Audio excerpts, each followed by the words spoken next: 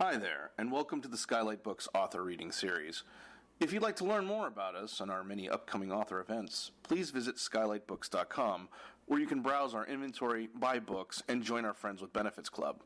You can also follow us on Twitter, Tumblr, and Facebook. To speak to a real live bookseller like me, please call 323-660-1175. Thanks for your support, and enjoy. Hugo Award winner Sarah Gailey is an internationally published writer of fiction and nonfiction. Their nonfiction has been published by Mashable and the Boston Globe. Their most recent fiction credits include Fireside Fiction, Tor.com, and The Atlantic. Their debut novella, River of Teeth, which is incredible. Hippos? Alternate history hippos? Please, yes, thank you.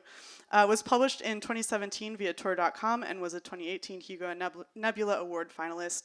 Their adult novel debut, Magic for Liars, was published in June 2019. Their YA debut, When We Were Magic, which you all know about, is available now, right up there at the counter. Please purchase copies. Mallory O'Meara is the best-selling author of The Lady from the Black Lagoon, along with being a screenwriter and film producer. Whether it's for the screen or the page, Mallory seeks creative projects filled with horror and monsters. Every week, she hosts the literary podcast Reading Glasses. She lives in Los Angeles. You can follow Mallory on Twitter at Mallory O'Meara or visit her website, MalloryO'Meara.com. All right, without further ado, please give a warm Skylight welcome to Sarah Gailey and Mallory O'Meara.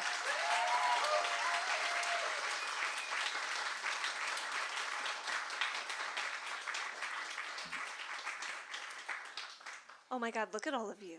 Wow. Thank you for being here tonight. Look at all the cool hair. Clap for each other.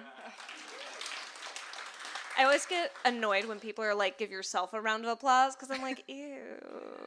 But I mean, you all know that everyone around you is fabulous and perfect. Just like I know that the person sitting across from me is fabulous and perfect.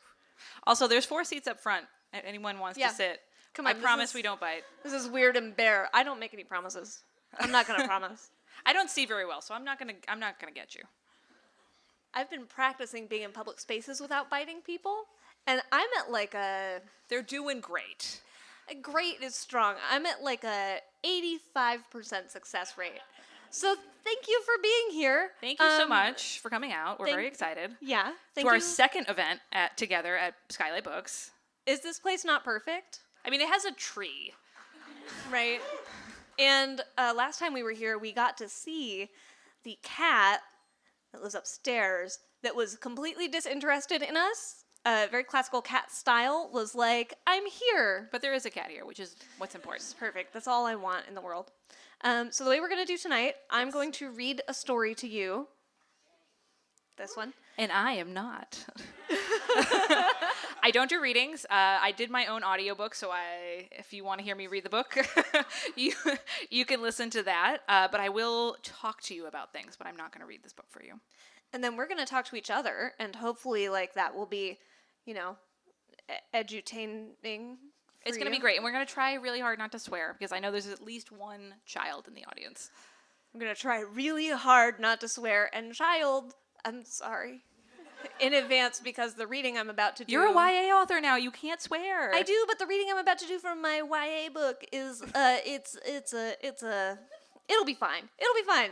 You gotta learn sometime what happens when you have magic powers and you try and have sex with somebody. So, it'll be fine. Also, before Sarah reads, I just want to take a moment for... So, Sarah and I are both authors, and we are both friends, and we both love each other's work. It's, very pure, wonderful friendship. When We Were Magic is going to be my favorite YA release of the year. It healed my insides. It's absolutely wonderful book about friendship and female power and the things that you need to make the next stage of your life. I read it almost in one sitting. It's absolutely wonderful, and it is so, so, so, so good. So if you are here for me, if you are here to talk about Lady from the Black Lagoon, I promise you that When We Were Magic is in your wheelhouse. And that means the entire world to me, because Lady from the Black Lagoon was easily my favorite nonfiction read of 2019. Probably my favorite nonfiction read ever, which is saying something because I really love nonfiction. I did not wear waterproof mascara tonight. I'm gonna ruin this face. I'm gonna get you. Lady from the Black Lagoon is an incredible book about being a woman in Hollywood, about creature creation, and about the finding of the self in a landscape that doesn't particularly welcome you. It's completely beautiful. And it's one of the tenderest works of nonfiction I've ever read. Oh, Sarah Gailey. It's like, instead of It being does have like, swear words, though. I'm so sorry. yeah, watch out. Instead of being like, I'm a nonfiction book, I have to be objective, this book says, hey, people who write nonfiction books are inherently subjective because objectivity is a complete myth. So what if we embrace that and acknowledge it? And it's so gorgeous. All right, so we're going to kick off. Thank you for the one person who started clapping. Thank you. Wonderful. Whoever clapped, you were Sarah's right. going to kick it off and read their wonderful book. Okay, so when we were magic, I'm going to read to you from the first chapter, and if you are a person who prefers not to be exposed to particular violence of a magical sexual variety, this might That's not actually be how for I would you. describe you, Sarah Gailey. Anyway, if you have tender ears, cover them. And otherwise, should we do it? Let's do it. Okay, all right, let's do it. I didn't mean to kill Josh Harper. Really, I didn't. It's just that I was nervous, and condoms are more complicated than I was expecting, and one thing led to another, and, well, now there's blood everywhere, and he's dead. I wipe my hands on the rumpled sheets until they're clean enough that I can pull my underwear on. I put on my bra, but I can't get the hooks done. My hands won't stop shaking. In the end, I leave it unhooked. I pull my dress on over it and struggle to grip the zipper on the side. By the time I get the dress zipped up, blood has stopped pumping out of Josh Harper, and naked feels like 100 years ago. I'm not sure where my shoes are. I know that I kicked them off, but I can't remember when or where. I'm turning around in a slow circle, staring at the floor, watching for the flash of my gold heels. I catch a glimpse of myself in the full-length mirror on the back of Josh's door. I'm a blur of bright blue, and I realize that my vision is fuzzy because my eyes are brimming with tears. Okay, I whisper to myself. Okay, just think. I wipe up my eyes and try to look at anything that isn't my reflection or the bed. The room is dark save for the light of a desk lamp, which casts a soft yellow glow on the desk and the bed. Josh is on the bed. There's so much blood on the bed. I smooth my skirt. My palm catches on a patch of glitter, which immediately sheds, raining sparkles onto the carpet. I wipe my hand on a non-glittery section of skirt, leaving behind a bright smear of silver. I frown. I hate glitter. Why did I pick a dress with glitter on it? Probably because Roya said it looked good on me. Even as I stare at my skirt, frowning, I know that I'm not thinking straight. You're in shock, I think, but I can't stop glaring at that stupid patch of glitter. I want to scream. I can't believe I didn't already scream. My phone buzzes in my purse, and I nearly have a heart attack. My purse is at the foot of the bed. My phone is buzzing, and I have to get to it, and it's on the bed where Josh is, on the bed with all the blood. Shit. Okay, I can do this. I just won't look. I reach over and accidentally grab Josh's foot. It's still warm, and he's still wearing his socks. 10 minutes ago, he was telling me that they weren't his socks. He borrowed them from his dad. He laughed nervously while I pushed him backward onto the bed, stopping him from taking them off. What's your hurry? He asked me, and I shoved his mouth onto his instead of answering, and then I let go of his foot and grabbed my purse. It's a little tiny sparkly thing that's totally impractical and only fits my student ID and my cell phone. I fumble with the clasp, which is slippery with blood. My phone buzzes inside again twice in a row. The group text is going crazy. It takes me a long time to reply. Autocorrect can't interpret the fumbling input of my shaking hands. Josh's bedroom, 911. 5 minutes later, 5 girls pour into the bedroom. My best friends. 4 one-night-in-a-lifetime dresses, plus Polly's powder blue tux. They're all in here, and nobody is missing them because we all went to prom alone together in solidarity with Iris after her boyfriend cheated on her. Well, everyone except Roya, and she ditched tall Matt halfway through the night anyway. The point is that we're all single, but none of us is alone, and that's how we want it. At least until the end of the year. Why am I thinking about this? There's something else I should be thinking about. Oh, right. I look at the girls. They're all gorgeous, all perfectly themselves and shining with party sweat, and they're all looking at me. They're all looking at me. I can't look back at them. I can't look away. There's nowhere safe for my eyes to land. They're too bright. The colors are too saturated. It's too much. Roya is wearing a deep red gown, and I can't look at her. My mouth is dry. My hands are too big. I feel short. Iris looks at me like I'm a monster. Like I've got an eyeball hanging out. I know what I look like. I look like a girl you'd forget if she didn't just have that just killed a boy aesthetic going on. I look like a girl on a prom night gone horribly, horribly wrong. Wide-set brown eyes that are probably glassy with nauseated fear, curly brown hair that just passes my shoulders, stiff with hairspray, and I almost had sex must. Eyeliner run off halfway down my cheeks. Blood everywhere. I don't need to look in a mirror to know that I'm a mess. Iris is the one staring at me, and Iris is the first one to speak. Well, she says, what did you do? Here is what I did. I tried to have sex with Josh Harper. Now, I didn't really want to have sex with Josh Harper, but I wanted to have sex with someone, and Josh Harper was around and relatively sober, and I'd felt his boner against the top of my butt when he tried to grind on me at prom, so I figured it wouldn't be too tricky to get him to have sex with me, and I was right. Sort of. Oh my God, Marcelina says, covering her black lipstick mouth with her hands. Oh my God, Alexis, oh my God, what happened to his dick? Here is what happened to Josh's dick. It exploded. I was trying to get the condom on him, and I guess I was doing it upside down or something. I don't know. It looked a lot easier in the YouTube video I watched with the banana, but the room was dark, and I couldn't really see what I was doing, and it was my first time touching a guy below the waist, and it felt weird, and the condom wouldn't go on, and then Josh asked if it was my first time. I didn't answer right away. He started to push me away, and he said something about how he didn't want to do anything I wasn't ready for. He was sweet about it. He was kind.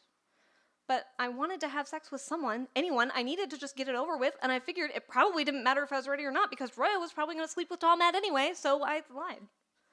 I said that it wasn't my first time and that it was fine. I tried to ignore the ache in my chest. I told him I wanted it even though I didn't. The lights were off, but I guess Josh heard my voice do that stuffy thing it does when I'm trying not to cry, and he said I didn't sound so sure, and he tried to grab the condom out of my hand, and I got flustered. And we were both struggling with the condom, and then his dick exploded. And not in the way people joke about. Not in the, like, it happens to a lot of guys kind of way. Every summer, Marcelina cuts a hole into a watermelon and jams a handful of cherry bombs into it, and then lights them, and we run away and watch the carnage. That's the way Josh's dick exploded.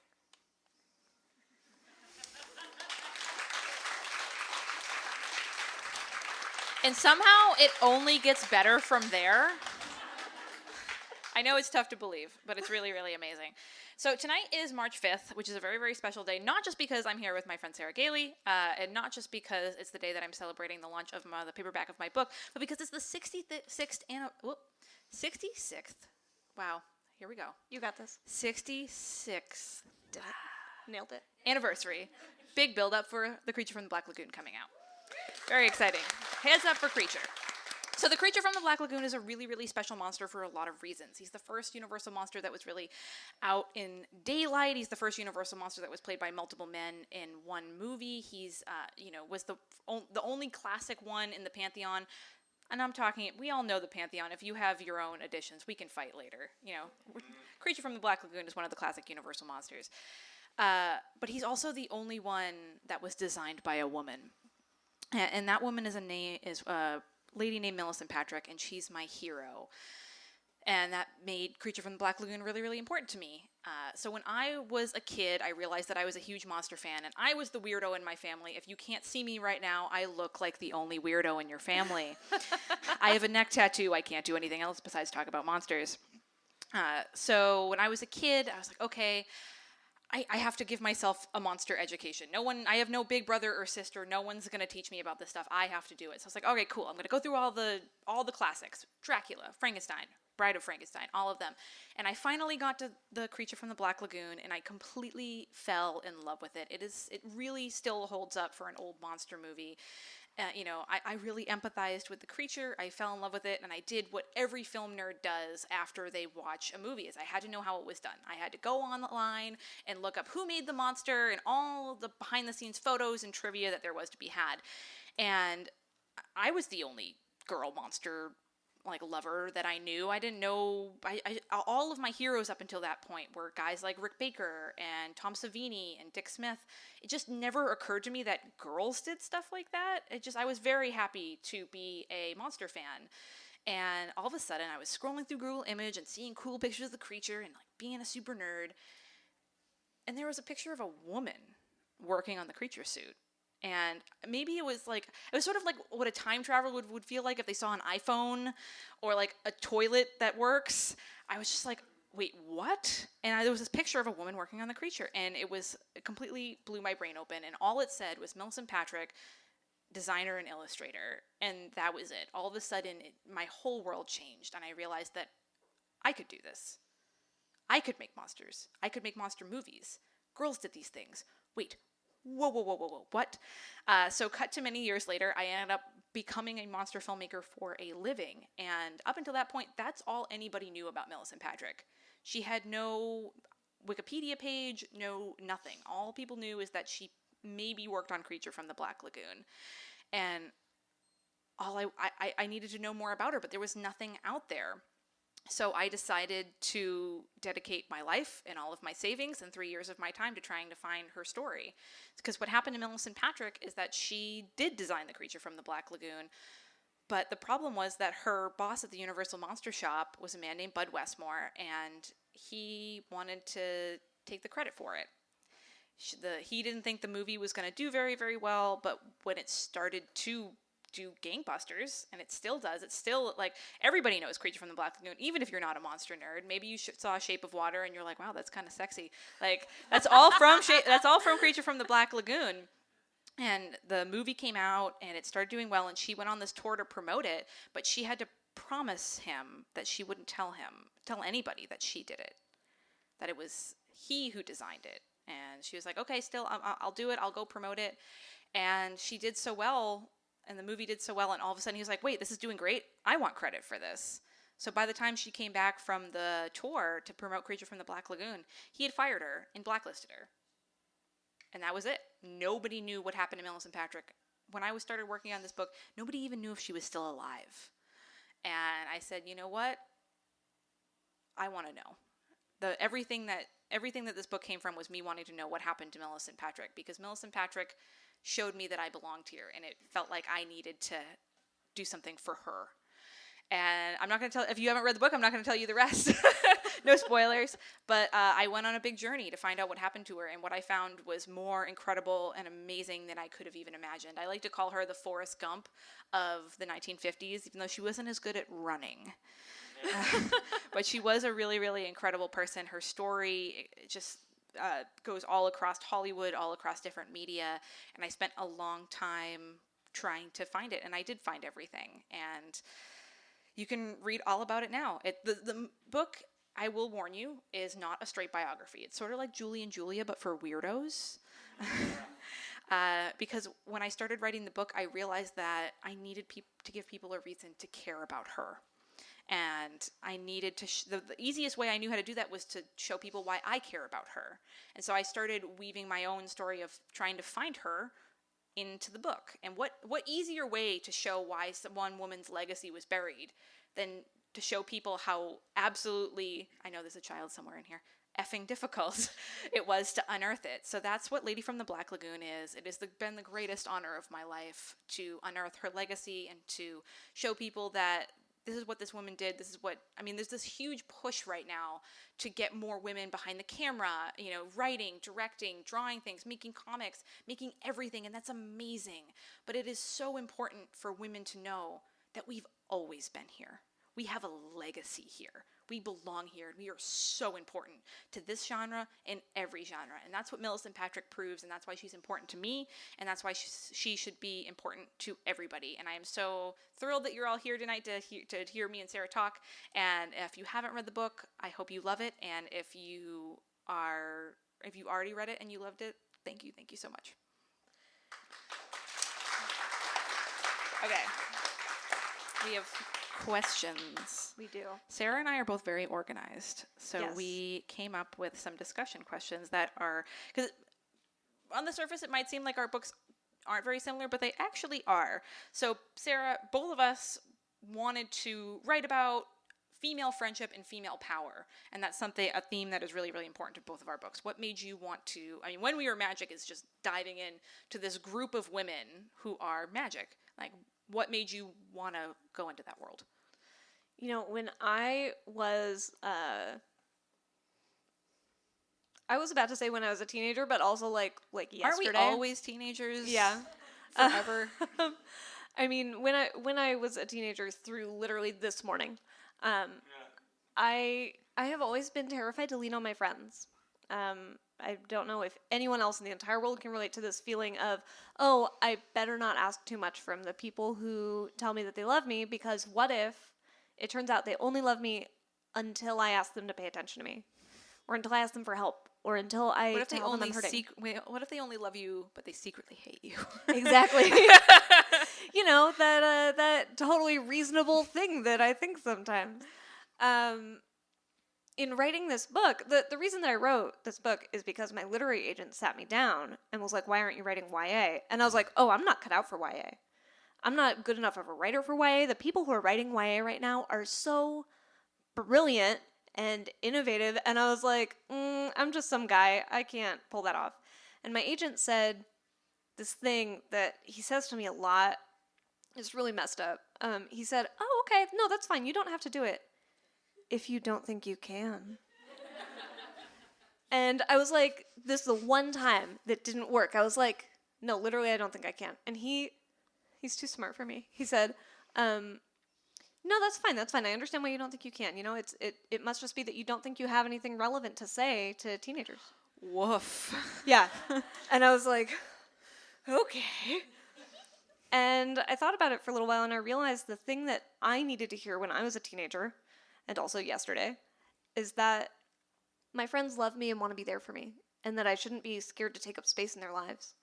And, you know, When We Were Magic features a gang of mostly female best friends, one character who's exploring gender identity and hasn't really landed yet, which is also an uncertainty that was really important to me to put in here because we don't all know, right? Like, our understanding of ourselves changes every day.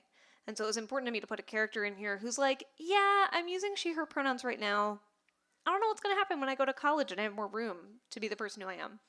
So, like, for expediency's sake and for accuracy to that character's current gender identity, I feel comfortable using the term female friendship and, you know, girl gang in here. But that uncertainty is also part of that uncertainty of leaning on your friends. Because what if you say to your friend, actually, I think my pronoun might be they or he, or a neopronoun that you've never heard of before in your life. And what if your friend goes, oh, okay, I'm never speaking to you again.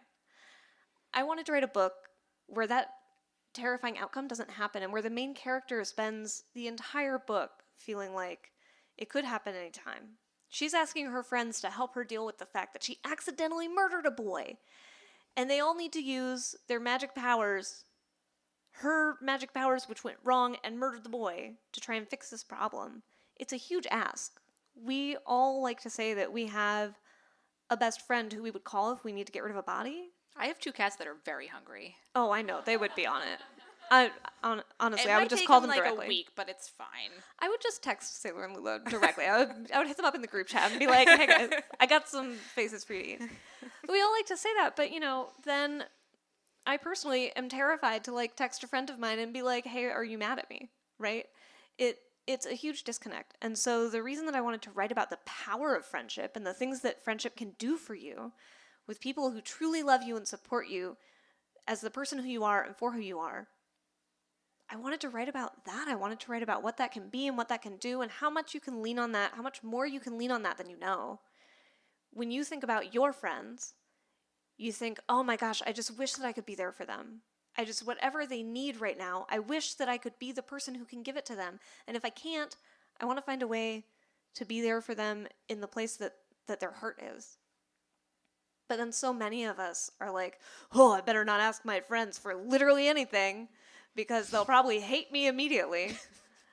A rational, yeah, normal response. Totally normal, sane, and fine way to think and feel all the time, every day. And that's why I wanted to write about this. What made you want to write about the power of female creators? It's funny because it also started with my literary agent. Always listen to your literary agent. Unless they're a turd, then get rid of them and find a new one. But if they aren't, listen to them. They know what they're talking about. The good ones are so devious. I know. But ours are so good. And yours is so pure of heart. Mallory's literary agent is one of the most... He's a human slice of apple pie. Yeah. Mm-hmm. Yeah, he's very wholesome. He's a good soft boy. A good fit. Very good. You know, wholesome, all-American. Very normal. Yeah. So wanted to write my book because I was really mad. And Millicent Patrick had been my hero for a really long time, and I didn't know anything about her, and I wanted to know. You know, really a lot of everything came from just wanting personally to know what happened to Millicent Patrick. Again, nobody knew if she was even alive.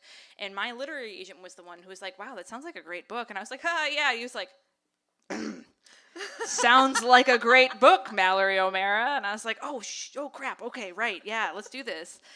But I wanted so much to find this woman's story because so many people believed, I mean, again, spoiler alert, Millicent Patrick designed the freaking creature from the Black Lagoon. It just happened. It's a fact. But there are so many men on the internet, I know, shocker, who think that she didn't, and I wanted to prove them wrong. Because I feel like if I could prove that Millicent Patrick belonged in the world of horror, then I could prove that I belonged there. And it's sort of, for a while I was like, why am I so emotionally invested in this? And I was like, oh, right.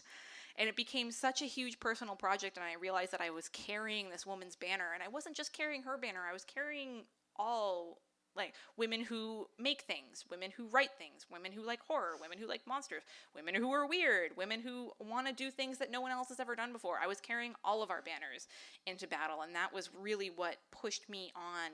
It was very difficult to write this book. It took a lot of money and a lot of time, and I did the lion's share of it before we had even sold it. So I was just sort of like, well, hope this works out. But I wanted so badly to prove to the world that she did this. She had done so much for me. She quite literally opened the door to realizing that I could do what I do for a living now, and I wanted to give back to her and put her back where she belonged. So being a mad, spiteful jerk turns out great for you in the end, I think. Yeah, that's where the money's at, is in the spite. All the money's in spite. It's great. I'm going to say something because I don't know if you will say it about yourself. You were saying that Millicent opened the door for you and really like changed your life and direction that was available. History is not immutable. History is not objective because, again, objectivity is a myth. History is how we understand the past and what we make of it and what we say about it and the stories that we tell about it. And the story that was being told about Creature from the Black Lagoon for a long, long, long time was that Bud Westmore did it. And Millicent Patrick wasn't part of that history. And in writing this book, Mallory O'Mara has changed that history, has changed the story that we tell, has changed the conversations around it. I see people literally every day on the internet being like, did you know that Millicent Patrick is the one who designed this and not Bud Westmore? Some guy tried to do that to me on Facebook the other day. It was extremely funny. I was like, do tell. So literally, Mallory, you changed the shape of Hollywood history by writing this book and doing that research and spending all that money and taking all that time. Yeah, screw you, men on the internet. So both of our books are also very much about women finding their power and managing their power, especially women and people who don't normally have power. How did you delve into that for When We Were Magic? Oh man, I mean, like yours is literal power. I mean, I love Millicent Patrick, but she couldn't do actual magic. Do you know that 100%? No. So, sequel, Millicent Patrick. Millicent Patrick, art wizard. Mine is literal powers. I didn't get into this in the reading because I was trying to keep it concise because we're doing a lot here tonight. But these girls all have magic powers. And it is so cool. It's the kind of magic powers that I definitely kind of pretended to have when I was like a preteen.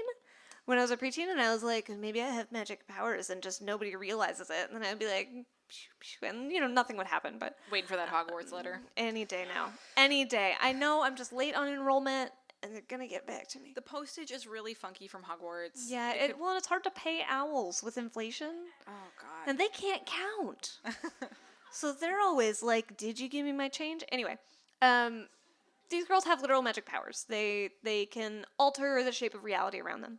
And their like powers... all teen girls can do, by the way. That's the really crazy part. Yeah. Teen girls are very powerful. Extremely. And society's terrified of that. Society and culture terrified of teen girl power. When the Beatles... Have you guys heard of the Beatles? They were a band. They're like these Your British dad guys. probably likes them. Yeah, whatever. They did some songs for a bit.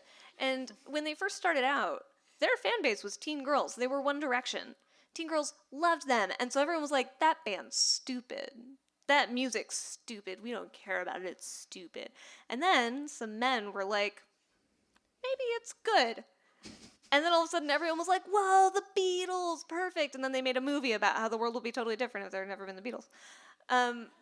People were so freaked out by teen girls having any interests, any agency, any power. We want to tell teen girls that they don't have those things, that their interests are unimportant. That's why I had this narrative in my brain for like years and years that I was not like other girls. I was like, no, I'm not. Because you have magic powers. No, because everyone else has magic powers and I don't. You have magic Oh, powers. no. Yes, I do. For a long time, I was like, I don't like things that girls like. I don't like any of that. I'm not part of that. That's stupid. I'm not stupid. And, you know, I really bought into that. These girls have magic powers that they don't fully understand. They don't understand their magic powers any better than, like, I understand how my pancreas works. I kind of know what it does. Yeah, kind of. But I don't really know how it does it. I don't really understand it. I just use it every day. And I wanted to write about that innate, instinctive power that teen girls have. I wanted this book cover when we were talking about it. We were emailing, and, you know, I don't know if you all know this. Authors don't have a lot of power over book covers. We can kind of make some requests and some adjustments, but for the most part, they're like, this is the cover that you get, and you better like it. And then we go, oh my God, I got a book like that. But I got the opportunity to make some requests for this one because the characters are featured on it. And I said, I want looking at this cover to feel like you were walking through your town and you turned a corner and these girls are standing there and instinctively your brain goes, oh no. Because they're powerful, they're scary, they're intimidating. They have all this, even without the magic, all this power in them. And they can use it in a lot of different ways, and they can screw up with it, and it can go wrong in ways they don't understand, and they can also use it to love and support each other. Feelings. That's what I'm made of. Oh. What made you want to talk about female power, female not disenfranchisement means a different thing, but like disempowerment in Hollywood especially, and in your own life? Yeah, so I come from a similar background, as you can probably tell. I like heavy music. I like horror. I like a lot of things that are male dominated. So I grew up definitely in that phrase of like, I'm not like other girls. I like heavy stuff. I'm cool. And Millicent Patrick, that was actually for a really long time one of the things that I had a hard time with her. I was like, oh, she's the first girl who designed a monster. Amazing. But she really liked wearing pearls and dresses and heels.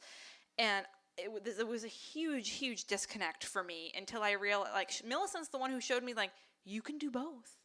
And it's great. She was the one who, through writing this book, there was so much of myself. I feel like Millicent Patrick exorcised, with an O, a lot of things from me. And she taught me so much. And through writing this book, I got to explore. Because Millicent Patrick had so much power when she was working. I mean, she was one of the first female animators at Disney. She was the first female monster designer and makeup designer at Universal Studios. But she didn't really realize it at the time. You know, it wasn't like she drew a drawing and like a bunch of confetti came down from the ceiling and an alarm went off, like a girl did something, yay! It wasn't like that. That's not what happened. She just was making art that she wanted to do. And because of that, and because of the, you know, still, I mean, the studio system that we have, and we all know there's a lot of problems with women in film right now. You don't say. Crazy, right? Oh, jeepers. The system that is in place works to take people, and especially women, away from their power. And it's very, very easy to read this book and to read stories from women and go, well, gosh, why didn't you say something? Why did she do something? And a lot of people say that to me. Well, why didn't she do something? I'm like, cool. What could she have done? And they're like, what do you want her to do? Like get a giant spear and put Bud Westmore's head on it? That would have been very cool. I want that. But I had to forgive her for a lot of, not realizing her own power. And in doing that, I got to forgive myself, because in the book, I do write a lot about my own experiences in film, because it's so easy to listen to a story about a woman who had a hard time in film in the 1950s and be like, oh, well, that's just how things were back then. But it's not. It's not. We just went through another Oscar season where they couldn't cough up a single female director to nominate for an Oscar, let alone every single other category.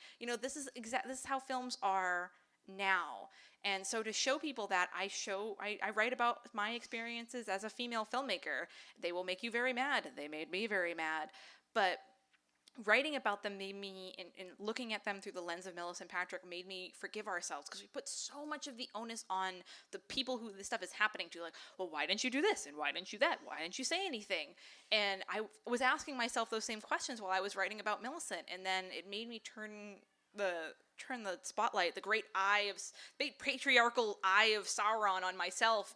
And I had to say, well, why didn't I? And you realize that it's okay. And I got to forgive myself. And thinking about women and power and the dynamics that exist in the society we live in was ended up being a great joy for me, and let me forgive myself and forgive a lot of women and be more empathetic and be kind to myself. And I really think that writing about Millicent Patrick made me a better person.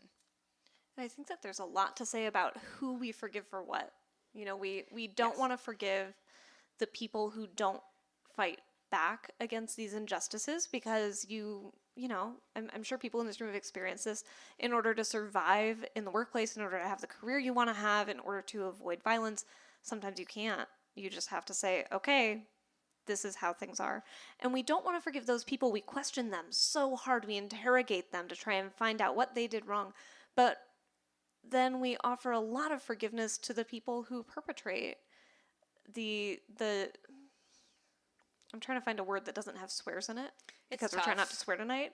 So just imagine one. The Choose your own adventure here. People who do the stuff yes. that causes harm to the people who we don't want to forgive. We leave so much room, and we say, well, but they're great creators. They're a great filmmaker. They're a great writer. They're a great photographer. So we'll make space for them to hurt people. But then if someone's been hurt, we don't say, wow, they're a great creator. I wonder how great they could have been if they weren't being hurt. Think about all the other... We still, to this day, we are in 2020. There has still not been a monster designed by a woman by a major motion picture studio. Think about that. 66 years ago. Still has not happened yet. Think of all the amazing monsters that... and it's not... I don't think it's a coincidence that all the monster movies after Creature from the Black Lagoon were not super great after Millicent left. And as you're reading both of these books, I'd love for readers and listeners to think about that, because there are a lot of situations in both where you're like, well, why don't they do this? And why don't they do that? And it's so much more... There's so much more gray area. There's not as much black and white. It's not like, oh, well, they... when you're reading When We Were Magic, you'd be like, well, why don't they just go tell somebody? But they can't. Yeah. We've all got things that we feel like we can't do, things that we feel like we can't fight back against. I also think it's really interesting what credit we give to female creators for being innovative and brilliant, and what credit we don't. I don't remember if it was this book that I read it in, or just a conversation you and I were having about the female animators on Snow White, who made that movie really sing by using their own makeup to give Snow White the very lifelike appearance that she had, which was totally new for the time. And instead of saying, wow, that's innovative and brilliant and dynamic, a lot of people go like, those lady animators were using makeup. Isn't that fun? Isn't that cute? Isn't that great? But if a guy had used his shoe polish, they would have been like, genius, he's a genius, incredible, amazing. It's multimedia. Yeah. So Sarah, both of us had our adult debuts, our full-length debuts last year. We learned a lot of things. Now is the time you all get to ask us writing questions.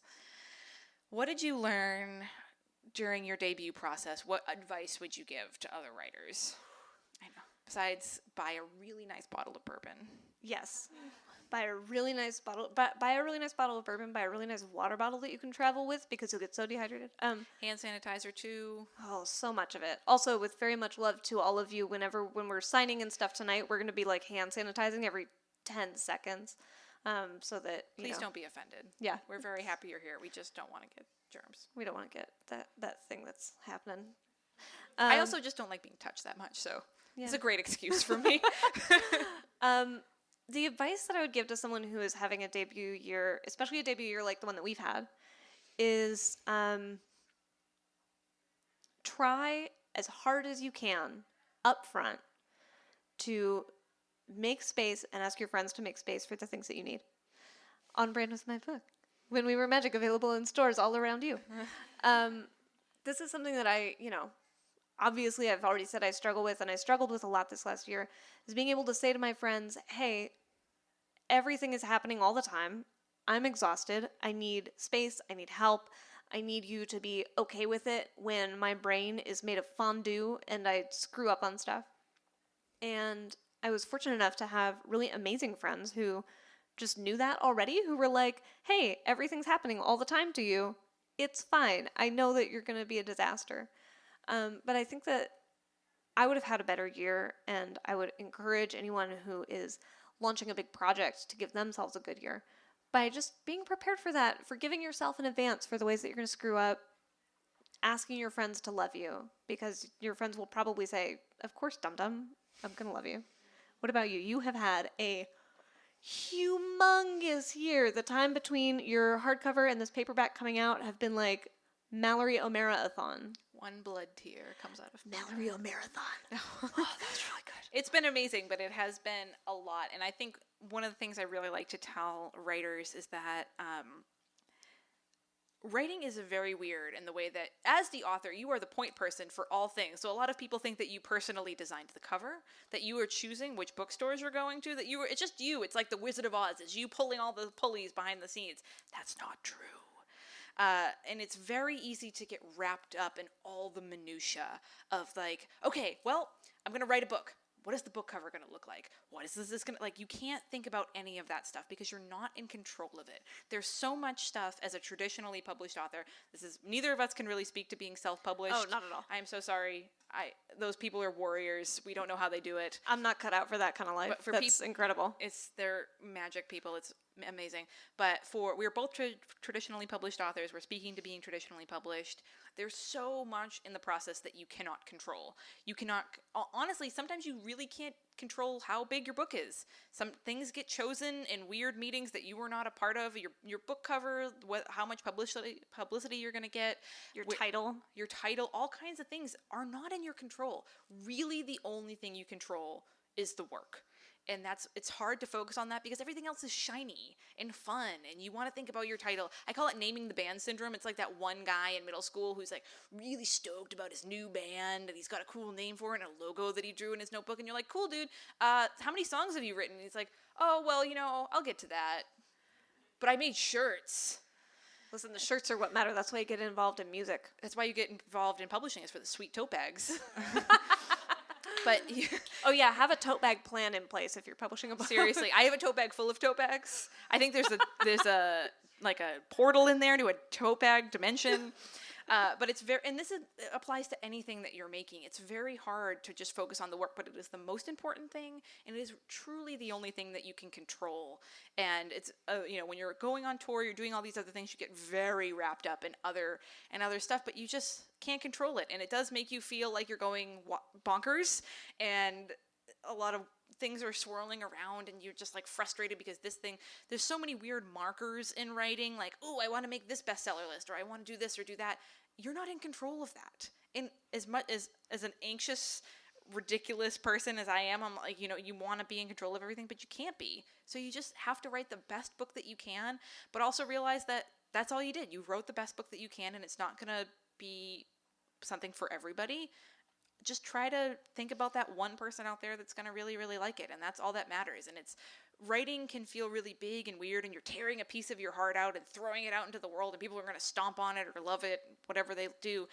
But you can't think about that. It actually, writing needs to, that like weird place where you're home alone and you're not wearing pants and you're drinking bourbon, and maybe I'm revealing too much about my writing process. Like that's what matters, and that's where you have to stay. And that's also where the joy is. I mean, I love not wearing pants and drinking bourbon. It's my favorite thing. I was talking about the writing, but writing is maybe second. Yeah, I'm like, when I'm not wearing pants and drinking bourbon, I'm like, might as well write. Sure, it's like a byproduct of not wearing pants and drinking bourbon. For sure. I mean, I really should have dedicated this book to Buffalo Trace. But like that's the book promotion stuff and the trying to see if you're on lists and like doing amazing events like this. It's great. We have a great time doing it. Yeah, but you can't control it. You can't control it, and it's not why you get into it. If you're getting into writing in order to try and have a book event with as many amazing people as are here, you're doing it for the wrong reasons. And so, I always find that when I start to get really wound up in I call it the work of being an author. There's being a writer, and then there's being an author. And being an author involves this. And whenever I get really wound up in this, and my brain starts falling apart, and it's like, oh God, is anybody actually liking my book? What am I possibly doing out in the world? That's when it's time to go back and write. That's when it's time to take the pants off, pour the bourbon, get the laptop out, open a blank document, and stare at it for 30 minutes. Also, never read your reviews, dear God. No. That way lies madness. Don't do it. Goodreads is for readers, great place. Good job, Goodreads. For writers, No, I have... My boyfriend reads all my reviews, and he is a saint and listens to things that I do, and I and my friends do too. I'm like, I remember when you got reviewed by NPR, and you said to me, you're like, "Is it good? Do they like it?" Like, trust me, it seems silly, but you have to do that because reviews and stuff, they're not for you. That's the crazy part. Is it's really difficult to wrap your brain around the fact that people are talking about the stuff that you wrote, and you shouldn't read it because it's not for you. It's for other readers to decide whether or not they want to read it. They're not sitting there going, I'm going to give Mallory O'Mara some good advice on how to write. No, that's not how any of this works. So it's very difficult when things start happening with the things that you wrote to just sort of have your eyes glaze over and not pay attention to any of it. Like, it's very weird, and we all have those moments where it's like 11:30 at night and you're in bed and you're like, the bad place. Maybe I should look at Goodreads. Don't do it. Oh, I'm feeling really good about myself. I bet I could get through reading a bad review, no problem. No. It's never going to happen. It never happens. No. You start reading, and the second that they say, I didn't really think this book is for me, you just go, no. And even if it's not, one single time, I was like, oh, it's a YouTube video someone made about my book. No. Shouldn't be a bad thing. Now I know. I know it was bad and ruined my entire day. The thing that finally clicked for me with trying to stop that impulse was when I realized that I can't edit the book that's already out. Yeah, because nothing you can do. Yeah, there's this part of you that's like, I should listen to every feedback and incorporate it into what I do to try and be better, and I should be tough enough to listen to it. But the feedback doesn't mean anything to me because I already wrote the book. It's here in the store. I can't change it. It would take me a really long time to go through with whiteout and fix every copy. When someone's like, I didn't like that you used the word dick on page all of them. Like I can't do it. Yeah, so it was very difficult for me to sell this book. Very, very, very, very difficult for me to sell this book. And my wonderful rock star of an agent, Brady, kept at it because it's not a straight biography. It is a memoir biography detective story, Julie and Julia for Weirdos. And so many publishers didn't want it for that reason. And I just had to keep going and not let it. And there was so many moments where I was like, well, maybe I can just change the entire book. And Brady, my wonderful agent, was like, no, this is what you're going to do. I believe in it, you believe in it, let's go. And it's very hard in the face of people who are giving you criticisms. And if you are a person who is trying to get an agent or trying to work on your first book, whatever genre it is. Remember, I write nonfiction, they write fiction, very different worlds. But whatever you're working on, you just the first person who has to believe in you is you. And I know I sound like your mom right now. I'll be your mom, it's okay. What do you mean that? Yes. Will you be my mom? Will you be my parent? Yeah. Sweet. But it's you just have to believe in it, and you can't, I see a lot of writers who take criticism from everyone And you can't do that. You just kind of have to believe in yourself and have a couple other people who believe in you. Because if you are working on something and you're like, oh, well, I read this new memoir, maybe I should do it like this. Or, oh, I read this review of this other book and they didn't like this. Maybe, and my book does that. Maybe I shouldn't do this. You just can't. You have to really narrow your focus, especially in the age of the internet. It's so easy to get sucked into everybody's opinion, and you just can't do that. It'll drive you bonkers. I know so many people who every time they get a rejection from an agent or from a publisher, they revise their entire novel. Woof. And I'm always like, no. Like, you wrote the thing that you wanted to write. You know, if someone comes back to you and says, hey, this is racist, fix it. But if someone comes back to you and says, oh, this wasn't for me because I don't like teenagers, don't turn your YA into an adult. Go find someone who's going to love the thing that you love. Yes, it's more important to find an editor, an agent, whoever it is, that understands what you want to do than it's just like dating. Oh, it's so much like dating. And it's exactly as stressful as dating. I wish there was like a Tinder for editors. A Tinder for agents. Oh, man. So what we're trying to say is believe in yourself. Try to focus on the things that you can control, especially if you're just starting out and it just seems like there's so much going on. All you can really do is write and work hard. I know that's boring and not very sexy, but that's what writing takes. All right, you ready to let them ask us questions? Yeah, are you all ready? We've got pretty weird, so you can ask us as many weird questions as you want. And about literally anything. The things we wrote, the things each other wrote, life in general. The delicious buffalo cauliflower I had before we came here. I'm still thinking about it. It was so good. It was saucy. Very saucy. Yeah. Just like Anyway. our audience, hopefully. So this is your first YA book, right?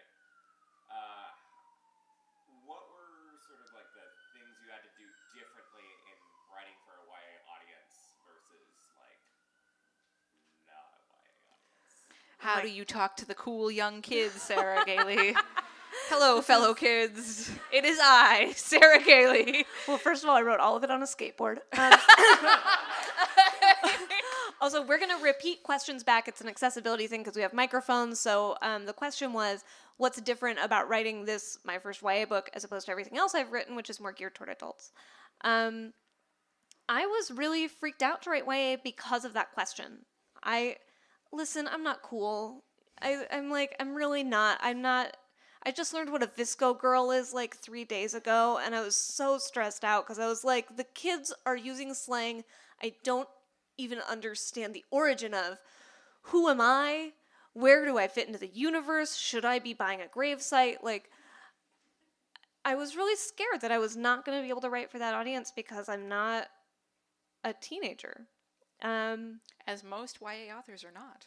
True.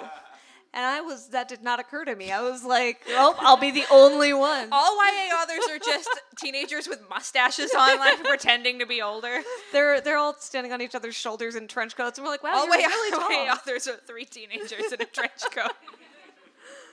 I was real spooked about what would be different. And, that question that my agent asked me was, like, do you feel like you don't have anything to say to teenagers?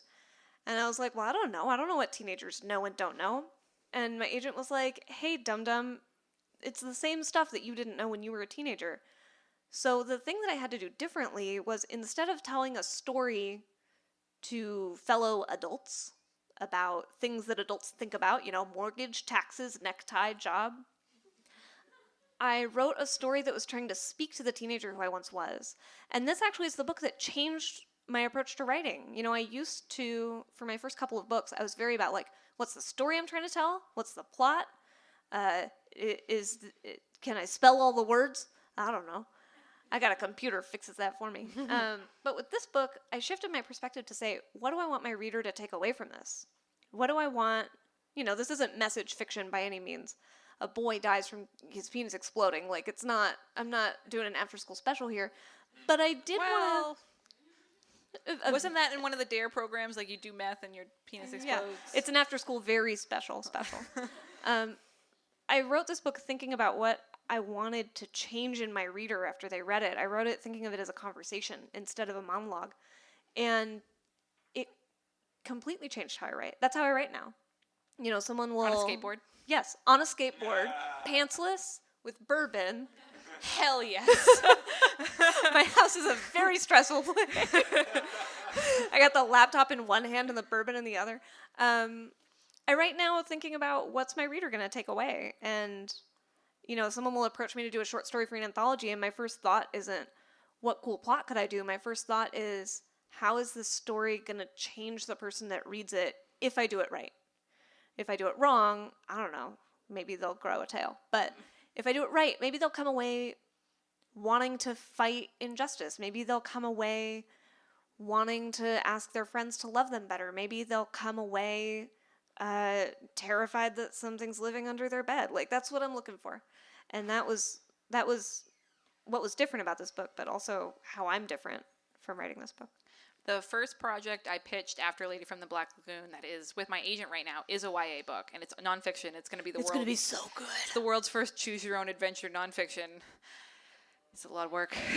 It's going to be so good. I struggled with it for a year, and I had done so many versions of the proposal, and I knew it wasn't working. And because it's nonfiction, I have such a deep fear of men on the internet. Like, I feel like as a woman, a lot of us, especially working in the space, have this fear of like someone correcting us all the time. Some man is going to come out of some dark sewer of the internet and tell me that I'm wrong about something. It's their favorite thing. It is their favorite thing. I literally, Bria, if you're a Reading Glasses fan, Bria's over here. Bria, we got a fan mail today that was like, some guy was like, I just want to let you know I love correcting things and I love correcting authors. And I was like, oh God, I hope this guy gets struck by lightning. But so when I wrote Lady from the Black Lagoon, it had to be airtight. It had to be, everything was correct.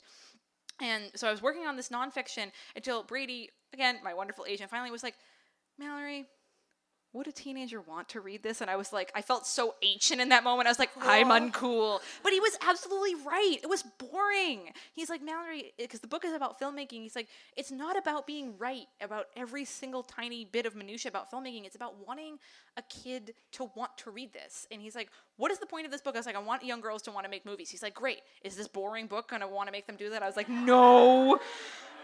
You're right. Fine. Ugh.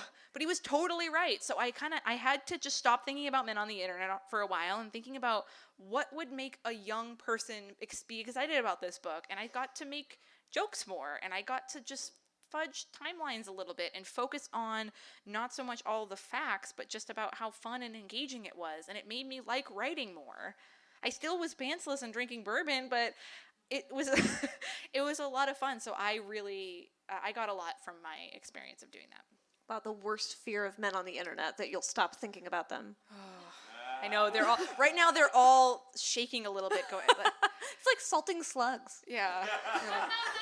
All right, do we have any other? We will answer. Oh, but. You share so many hard truths about your experience in the film industry in your book, I did. and also about Millicent. And I'm wondering if you were afraid to publish that stuff. Oh, absolutely.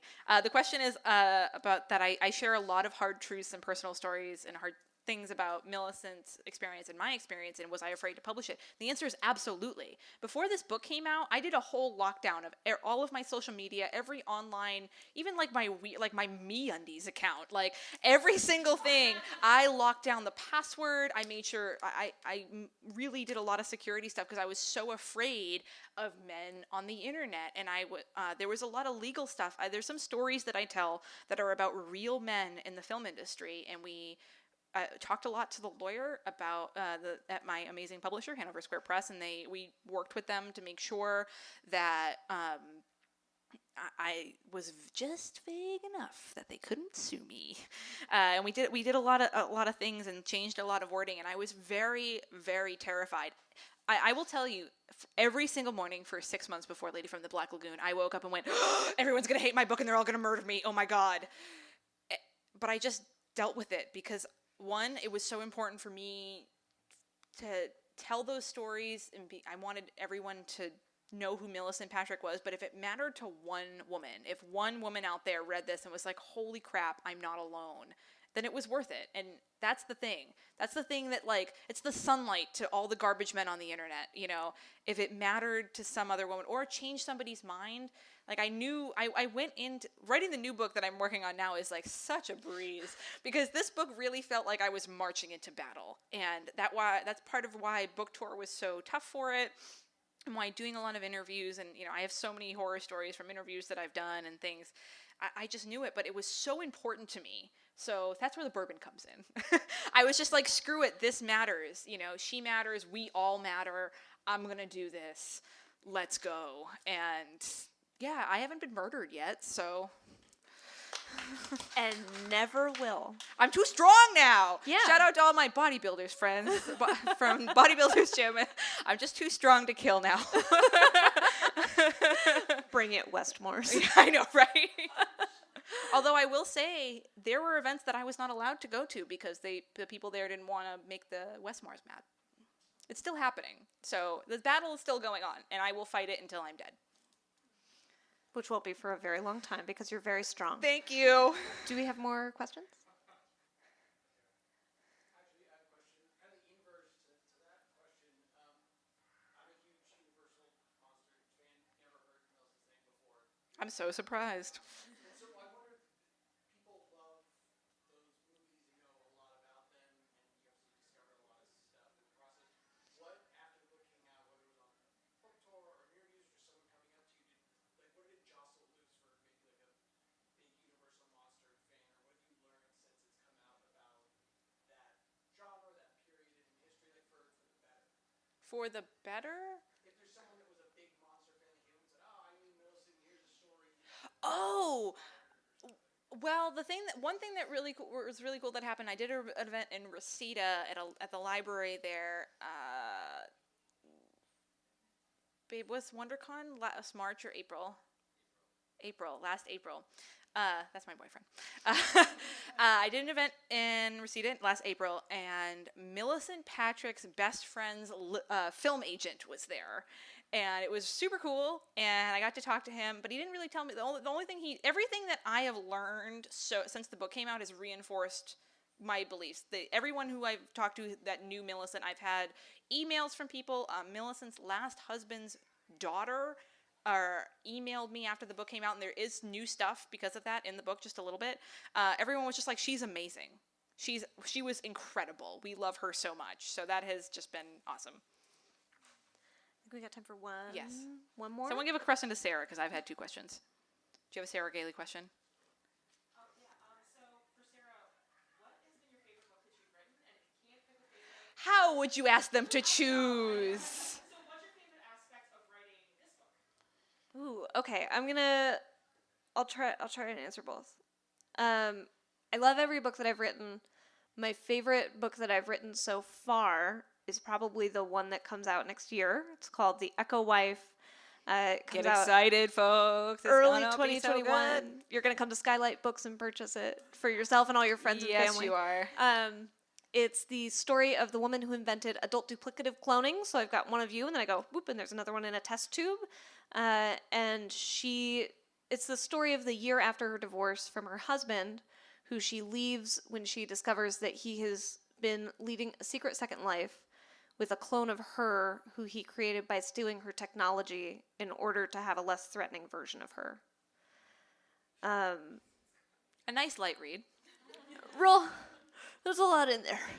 Real personal. My favorite part, were you asking my favorite part of this book or my favorite part of writing this book? Oh man, my favorite part of writing this book was diving into friendship. I personally love my friends very passionately. I am like fiercely loyal and very devoted to my friends. And I got to put a lot of that spice into this book by expressing from the main character's point of view how much she loves her friends. You know, those little things that you notice about your best friend, that you know about them, the ways that you try and protect them. In chapter 1, I talk about one of the girls, Iris, who she's the only one of the girls who glows when she does really intense magic. Her eyes glow, and it embarrasses her, so she closes her eyes.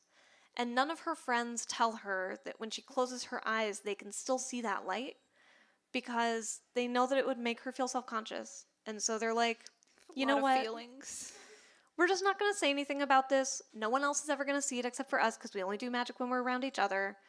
She doesn't have to know that this thing that she thinks is ugly that we think is beautiful is happening. And that's all throughout here. There's I got to write about the ways that you know and love the people who you know and love, the little intimacies that we share, the tiny expressions that people make that they don't realize they're making, or the ways that they talk when they're feeling nervous or excited that they might not pay attention to, but you know because you love them so much. And I got to put that in here. I think that we as a And it's so good. I think we as a society de-emphasize platonic love a lot. You know, when you go through a friend breakup, it's the most awful, heartrending thing. When I am in a fight with one of my friends, I'm like losing my mind for days. We don't talk about that because we're like, what? You're not married. Who cares? And I think my favorite part of writing this book was getting to acknowledge how powerful platonic love is and how powerful friendships are. It's so good. All right, so Sarah, before we start signing, what are you working on right now? What is coming out for you this year that you're really excited about? Okay, this year, the only things that I have clearance to talk about right now are When We Were Magic and Upright Women Wanted, which is a novella about queer anti-fascist spy librarians on horseback in the near future Southwest. Yes, it is exactly it's up there. everything you've ever wanted.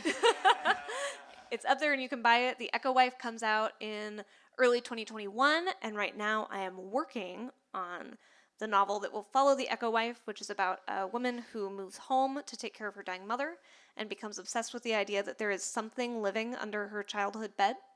Over the course of the book, you come to realize three things.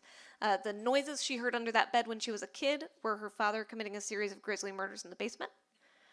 She used his bad habit to cover up a little exploration of her own. And the thing that lives under the bed now knows everything. So spooky. What about you? What are you working on? What's next? I have already sold my next book. It is by the same team who did Lady from the Black Lagoon. I'm so excited about it. It is called Girly Drinks. It is the history of women drinking.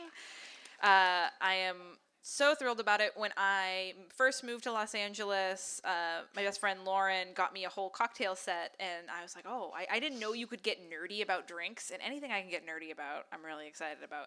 And I started reading about cocktail, because as soon as I get into something, I want to read every book on it. And I was like, oh, cool, book written by a dude, all right. Oh, book written by a guy, okay.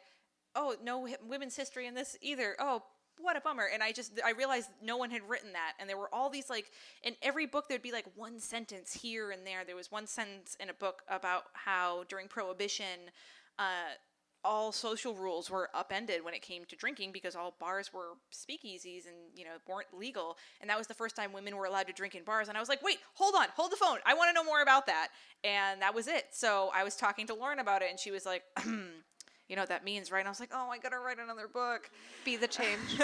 So I'm writing that. I'm really excited about it. I am working on my first novel right now, which I'm really excited about. It's very spooky. And that other nonfiction YA project, and some other stuff that I'm not allowed to talk about. But Girly Drinks is the next thing. I'm really thrilled about it. It will be, if you are a Lady from the Black Lagoon fan, don't worry, there are footnotes. I am very, probably not as many dick jokes. We'll see. Yeah, we'll find out. We'll find out. But I'm really excited about it. So thank you all so much for joining us. And I think now we're going to sign some books. Yeah, thank you. Thank you, Mallory. Yay! I can't see. You've been listening to the Skylight Books author reading series. Don't forget, you can listen to this and all of our other great podcasts at skylightbooks.com. Thanks again for stopping by, and we hope to see you soon.